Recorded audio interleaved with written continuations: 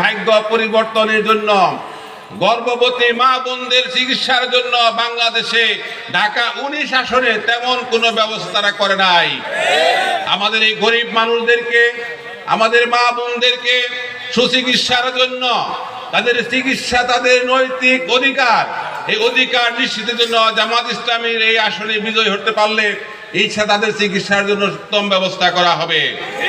সংগ্রামী ভাই এবং বন্ধুগণ, শিক্ষা ব্যবস্থা, শিক্ষা প্রতিষ্ঠানকে উন্নত করা হবে, যার মাধ্যমে আমার এই 19 আসনের ছেলেমেয়েরা লেখাপড়া করে দেশ এবং বিদেশে তারা কৃতিত্বের স্বাক্ষর রাখবে। আগামী নির্বাচনে বিজয় হতে পারলে আমরা সরকারি দল, বিপক্ষের দল সকলে মিলে আমরা দেশটাকে গড়ব। জামাত ইসলামীর মূল স্লোগান হচ্ছে এসো একসাথে গড়ি বাংলাদেশ, এসো একসাথে গড়ি বাংলাদেশ।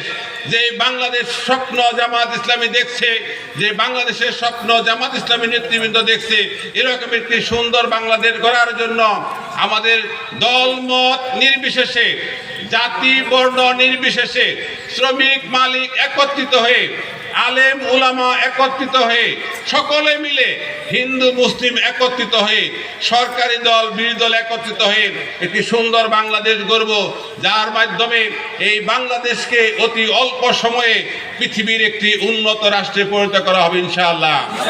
দুর্নীতিমুক্ত বাংলাদেশ গড়ব, চাঁদাবাজ মুক্ত আশুলিয়া করবো ইনশাআল্লাহ, মাদক মুক্ত আশুলিয়া করব। মাদকের ব্যাপারে আমরা সব সময় কথা শুনে আসছি। দিনের বেলা যারা মাদকের ব্যাপারে মঞ্চে কথা বলে, রাতের বেলায় তারা মাদকের সাথে জড়িয়ে যায়। এরকম লোক দিয়ে মাদক নির্মূল সম্ভব নয়। আমরা বিগত সময়ে জেলখানায় দেখেছি যারা মাদকের কারণে গ্রেপ্তার হয়েছে, তারা আমাদের দেশের, আমাদের এলাকার নিরীহ সাধারণ লোক। যারা মাদকের মূল হোতা, তারা সব সময় ধরাছোঁয়ার বাহিরে থেকেছে। জামাতের প্রার্থী 19 আসনে বিজয় হতে পারলে মাদকের মূল হোতাকে চিহ্নিত করে তাদেরকে আইনের আওতায় এনে তাদেরকে শাস্তির ব্যবস্থা করা হবে ইনশাআল্লাহ। তাই আসুন আগামী দিনে বাংলাদেশে ইসলাম বিজয়ের জন্য, দাঁড়িপাল্লা মার্কা বিজয়ের জন্য, দাঁড়িপাল্লা প্রার্থীর বিজয়ের জন্য যে গণজোয়ার সৃষ্টি হয়েছে, সকলকে সেই গণজোয়ারে অংশগ্রহণ করে জামাত ইসলামীর প্রার্থীকে ফেব্রুয়ারি মাসের নির্বাচনে বিজয়ের মাধ্যমে আমরা যে লেখায় থাকি না কেন, দাঁড়িপাল্লা মার্কার প্রার্থীকে বিজয় করে ইনশাআল্লাহ আমরা ঘরে ফিরে যাব। সেই উদাত্ত আহ্বান জানিয়ে, আপনাদেরকে ধন্যবাদ জানিয়ে আমি আমার সংক্ষিপ্ত কথা শেষ করছি। আবার কথা হবে, আবার দেখা হবে কোনো একদিন, সেই আশায়, সেই প্রত্যাশায় সবাইকে ধন্যবাদ। আসসালামু আলাইকুম ওয়া রাহমাতুল্লাহি ওয়া বারাকাতুহু।